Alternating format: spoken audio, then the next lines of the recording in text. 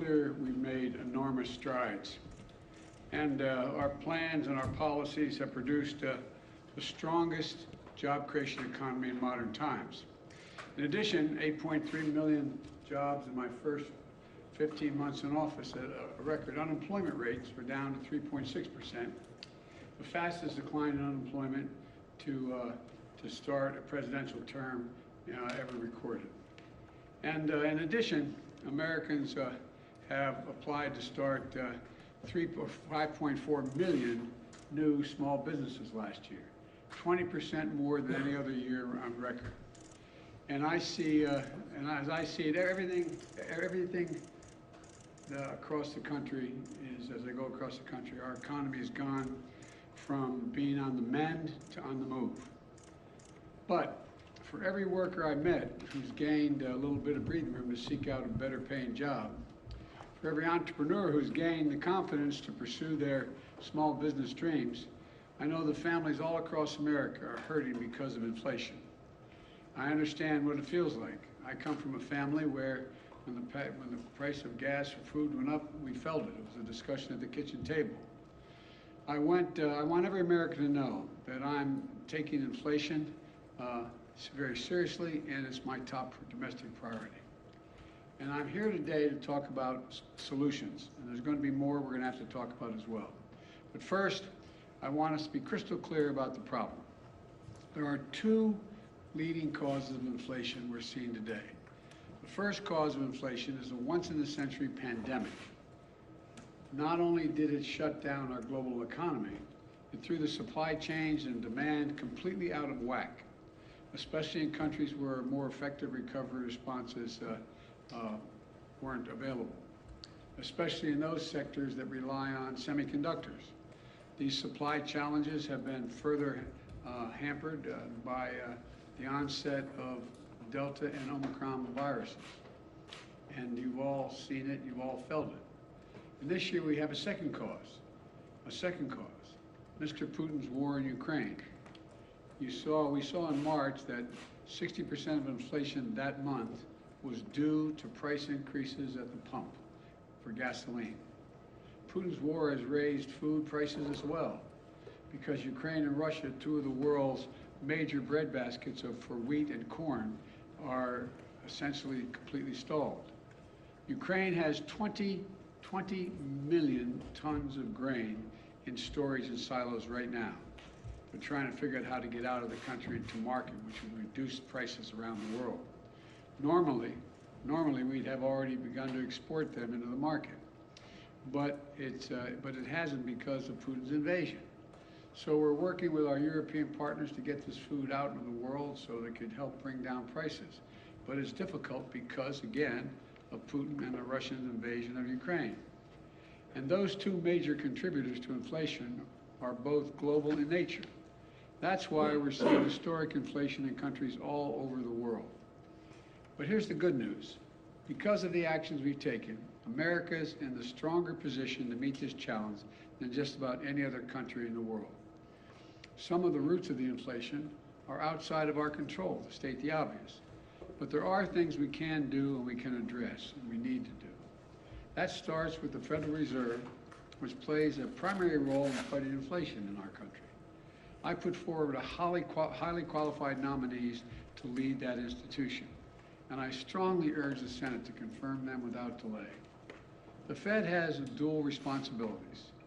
First is achieving maximum employment, and second is stable prices. And while I'll never interfere with the Fed's judgments and decisions or tell them what they have to do, they're independent. I believe that inflation is our top economic challenge right now, and I think they do too. We've built a strong economy with a strong job market. And I agree with what Chairman Powell said last week, that the number one threat is the strength, and that strength that we built is inflation. So the Fed should do its job, and it will do its job, I'm convinced, with that in mind. Now, as I said when I came to what Congress and the President can do to fight inflation, Americans have two potential paths forward. The first is my plan, the Democratic plan put forward by Congressional Republicans, is a second alternative. Here's how each of us would tackle inflation. My plan is to lower everyday costs for hardworking Americans, and lower the deficit by asking large corporations and the wealthiest Americans to not engage in price gouging and to pay their fair share in taxes. The Republican plan is to increase taxes on the middle-class families, let billionaires and large companies off the hook as they raise prices and reap profits in record amounts. And it's really that simple. But let me explain why this choice is so important. Let me start with the Putin price hike, high gas prices, and energy prices. My plan is already in motion. I led the world and other countries to join with us to coordinate the largest release of oil from our stockpiles of all the countries in history, 240 million barrels to boost global supply. Here at home, U.S. oil and gas production is approaching record levels. In fact, we produced more oil domestically in my first year in office than my predecessor did in his first year. To further drive down prices, my administration is allowing the sale of gasoline using homegrown biofuels this summer, which wasn't allowed before. And to reduce our dependence on foreign oil and reckless autocrats like Putin, I'm working with Congress to pass landmark investments to help build a clean energy future as well. From tax credits for businesses to produce renewable energy, to tax credits for families to make their homes more energy efficient. I met with nearly a dozen CEOs of America's largest utility companies, and they, to a person, told me that, and including Southern Company, American Electric Power, and 10 others. They confirmed that if we pass the investments I'm talking about, we'll immediately lower families' utility bills by as much as $500 a year, according to their one estimate. That's by they're going to make their homes more secure in terms of heat not getting out and air conditioning not escaping because they have good insulation. Now, what's the Congressional Republican plan with respect to energy?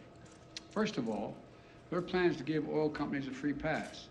For example, right now oil companies are sitting on 9,000 unused leases, oil leases, which are the property of the federal government, on the property of the federal government. Under my plan, they would have to pay taxes, and if they don't use those leases to produce more oil, they just can't sit on it. Unlike under the Republican plan, they'd be allowed to continue to sit on this land without producing while shipping record profits back to their investors. The fact is, the average cost of a barrel of oil has been steady for weeks. So why do gas prices keep going up so high? Republicans have offered plenty of blame, but not a single solution to actually bring down the energy prices. You know, we have no plan. They have no plan to bring down energy prices today. No plan to get us to a cleaner, energy independent future tomorrow. So in the future, American families are no longer subject to the whims of dictators halfway around the world. The next thing is, let's compare our plans when it comes to lowering everyday cost. My plan is to make concrete, common sense steps to bring down the biggest expenses that families are facing. Let's take drug prices. My plan will let Medicare negotiate prices for prescription drugs, like they do with the Department of, with the military as it relates to what the administration is able to negotiate for prices for military. The cap, and I also call for a cap on the price of insulin, which 200,000 American children rely on because they have type 2 diabetes at $35 a month. It costs $10 to make the insulin. They make a significant profit instead of the average price of about $640 a month. Think of the difference it will make in millions of American families, like the family I met with in Virginia about 3 weeks ago, struggling every day, every single month to afford their son's insulin. And on this and other issues, I've laid out specific proposals to Congress to bring down the cost of the everyday cost many American families face. And that's in addition to the work my administration has already done to lower prices. Another reason why prices are up for products people need relates to whether or not the manufacturer has access to all the materials they need to build a product. Think of the materials you need to build a house. If you can't get the materials from the ship to shore, from the shore to the home, the prices are going to go up. That's why we brought labor and industry together on the West Coast to improve operations at the ports, to speed up the transfer of products from abroad to shore, from shore to the location where they're going to be used, so that those products can move more quickly and cheaply. We haven't had enough truckers, for example, to deliver the lumber or other goods. That's why we are executing a plan to get more truckers on the job. It reduces the time it takes to move the goods quickly. Another problem we face is in some industries, there isn't enough competition. And I've often said that capitalism without competition isn't capitalism, it's exploitation. So we're promoting competition for everything from internet services to meat processing. We basically have 4 meat processors in the whole country. They process the meat that goes into the hamburgers you buy. So they set the price. When there's no competition, they can set the price higher and higher. So we're helping smaller companies get into the game to compete and help bring down the overall prices. The bottom line is easing these bottlenecks and making our supply chains more secure is a major focus of my economic strategy. So things move more quickly. Prices go down, not up. You know, some parts of my plan I've been able to get done on my own. I mean, just without congressional approval. Some parts are being held up by Congress. Well, all of my plan is focused on lowering costs for the average family in America, to give them just a little bit of breathing room.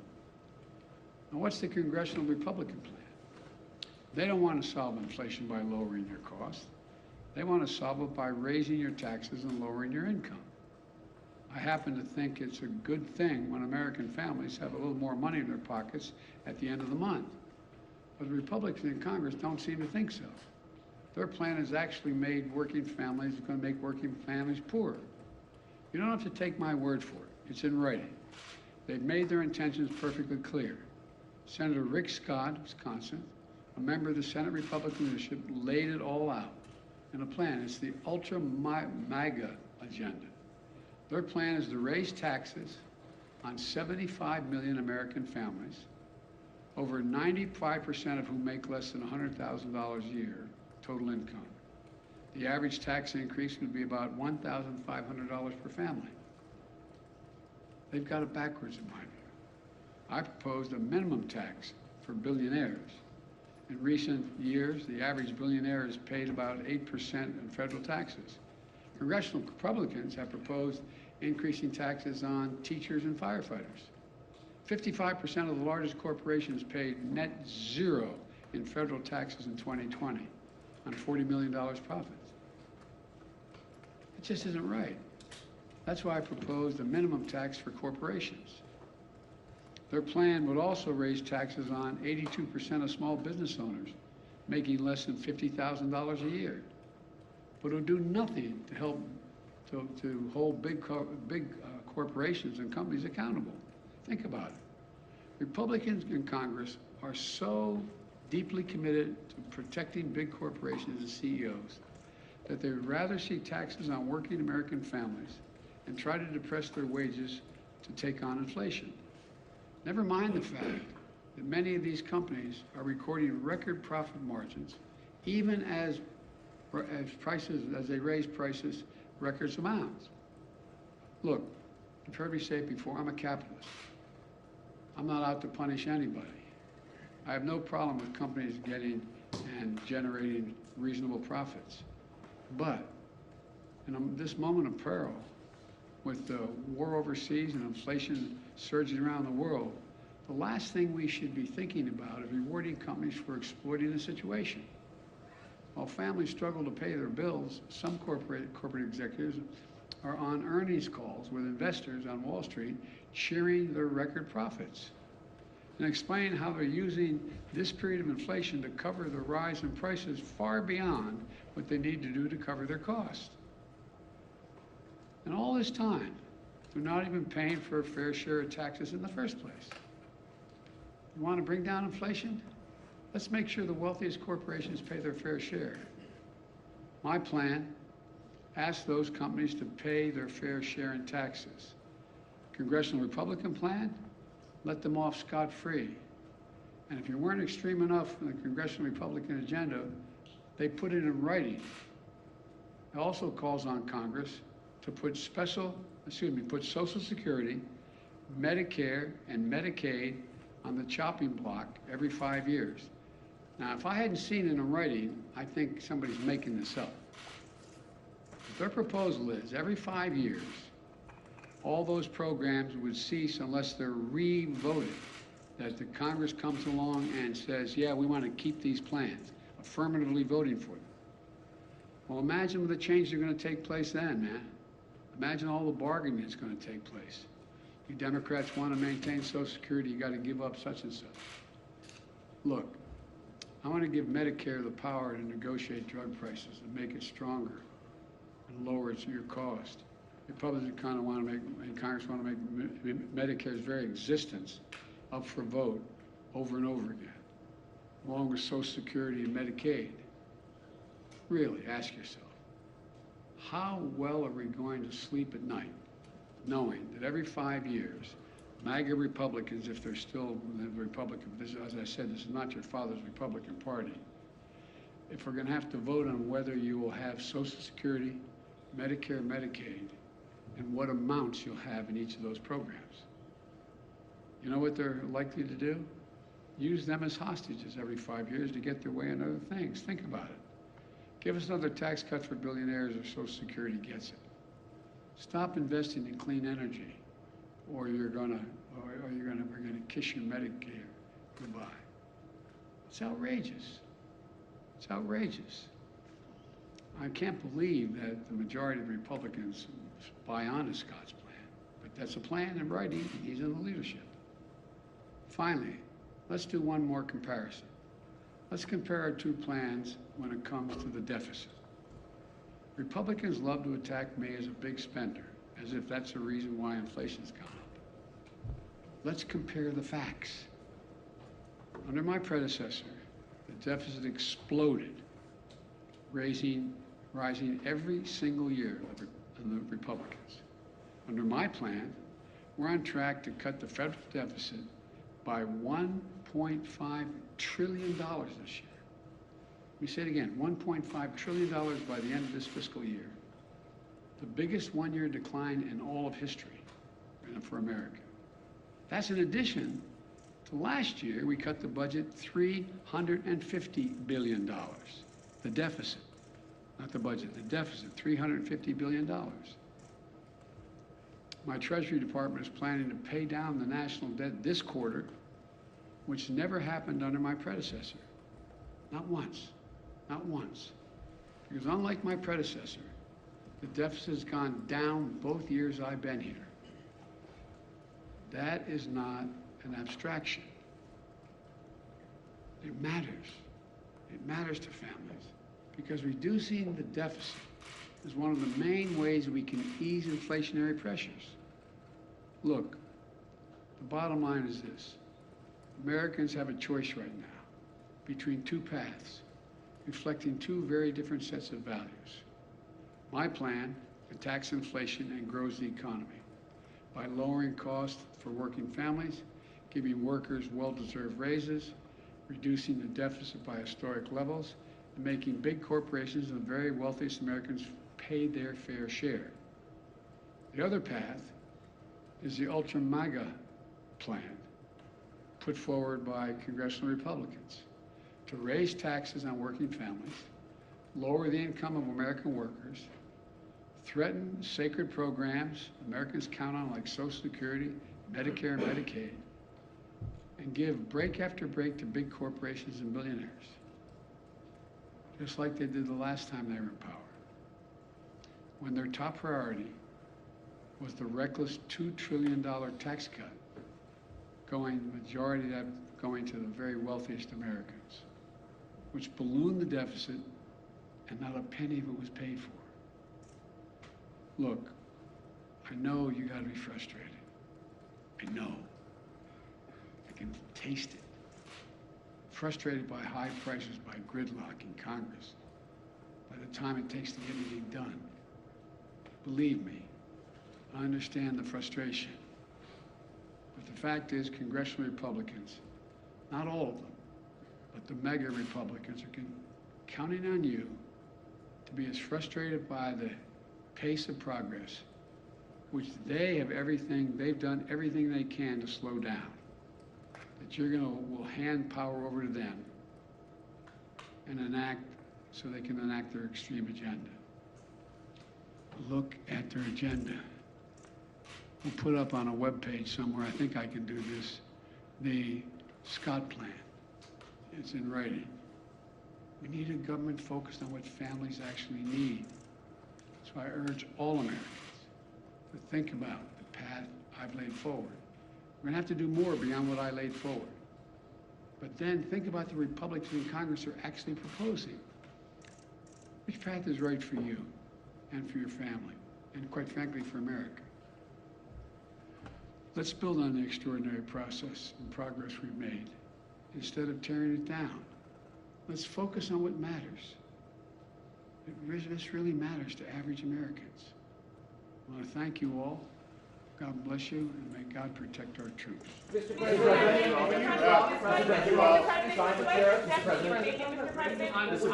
why do you...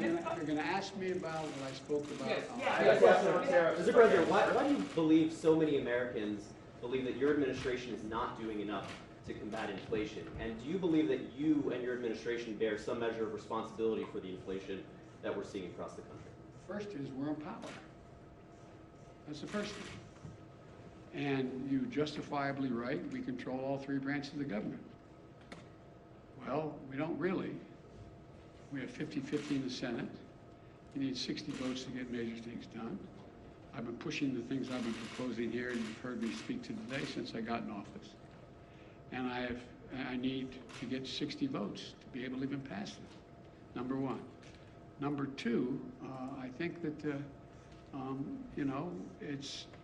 they're not focused. All they're focused on, understandably, is the problem they're facing. They get a 5.5% raise, an average raise in their salaries, and yet inflation exceeds that. And they look around the world, and they know that a lot of it's extremely complicated. And so they're frustrated, and I don't blame them. I really don't blame them. There's a lot we have to do. But you know as well, I shouldn't say you, I think what I have to do is explain in simple, straightforward language what's going on. Like, the reason why 30% of the inflation last year is because automobiles cost more. Why'd they cost more? They couldn't get the computer chips to make them. People were making a lot more money. They wanted to buy the automobiles, they couldn't buy them because the costs went up so high because there were so few of them. The same way this year. The same way this year, the reason why prices are up. They understand, but they don't. Look, most people, the vast majority of Americans are hoping that their government just takes care of the problem, and they don't have to think about it in detail at the kitchen table or at the dinner table. And that's understandable, no matter what their background. But right now, it's confusing. There's a war in Ukraine, and they're scratching their heads like, what the heck is Russia doing? Should we be helping? They think we should be helping the innocent Ukrainians. But what impact does that have? Do you think the average person, whether they have a PhD or they have any other job, sits and thinks, wow, there's thousands of tons of grain in elevators in Ukraine that can't get out. And Ukraine's one of the biggest producers of corn and wheat. I wonder whether that's the reason my prices are up. And do you take any responsibility for the inflation in this country? Do you take any responsibility for your policies? I think our policies help, not hurt. Think about what they say. The vast majority of the economists think that this is going to be a real tough problem to solve, but it's not because of spending. We brought down the deficit. The bottom line is, how much does America owe? How much in the hole are we going? We're reducing that. Mr. Sarah, President, one today question you on have inflation. retail gasoline prices and diesel prices at record highs. Yes. Yet you have yet to ask Americans to consume less. You're a train guy. Have you ever thought of your administration asking Americans to drive less, to take public transport? Well, if you ever raised a family like mine, you don't have to tell them. They're doing everything in their power to figure out how not to have to show up at the gas pump. That's why, for example, one of the things that's going to help a lot, but it's going to take time, is our infrastructure bill. The truth is, they don't have that many options in terms of transportation around the country right now. If you live in the Northeast Corridor, you do. If you're driving back and forth between Baltimore, Washington, New York, et cetera. But you don't have many choices. You don't have a whole lot of choices to deal with other aspects of transportation in terms of local transportation. And so what happens is, and unless they're electric, we find ourselves the cost of flying, buying a ticket on a plane costs more because of gas prices. So this is a process, but it's a process that I've been consistent about, wanting to lower prices and shift to renewable energy so we're not as dependent. I have conversations almost every day, well, that's an exaggeration, at least twice a week with one of my European counterparts, heads of state, on how can we help them, in fact, wean themselves off of Russian oil because they're so totally dependent. So we're working like the devil to help them transition, because as long as Russia's able to make money selling oil, they're going to continue to be able to do the bad things they're doing. So there's a lot. It's really complicated. I'm not suggesting American people can't understand it. They understand it, but they have, they're working 8-10 hours a day just to put food on the table. And so I think what's happened is we have, in a sense, I never expected, let me say this carefully. I never expected the ultra MAGA Republicans who seem to control the Republican Party now to have been able to control the Republican Party. I never anticipated that happening.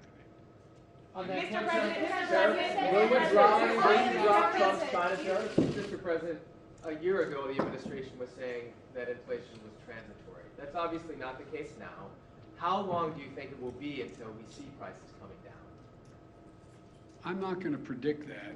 It ranges depending on which economists you're talking to by the end of this year, and some say it's going to increase next year. But there's others who say by the end of this year you're going to see it come down, by the calendar year.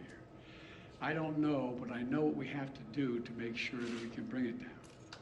Mr. China President, tariffs, will you drop Trump's Do China you tariffs? support any restrictions on abortion, or what limits do you believe there I'm should not be, gonna as respond the to anything Senate is because stating I want now? the story to be about inflation. On China tariffs, You called out Rick Mr. President.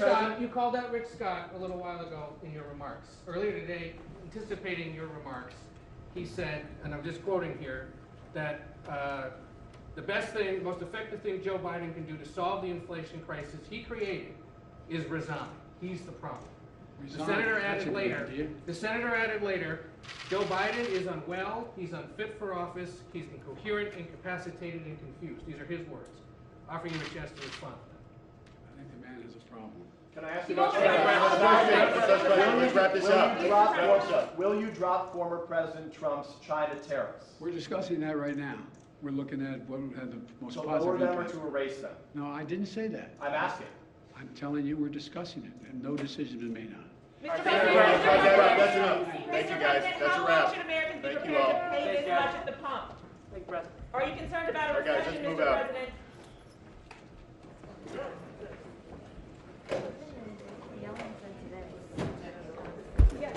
I wish you said nothing else today. I think I gotta roll and do a call. Let me just take this whole thing. Take the other one. There's a bag back there. I think it has all that in it. Okay, And then that. I do not need to be. Do you need anything from me? No. From you, no. He's already doing it.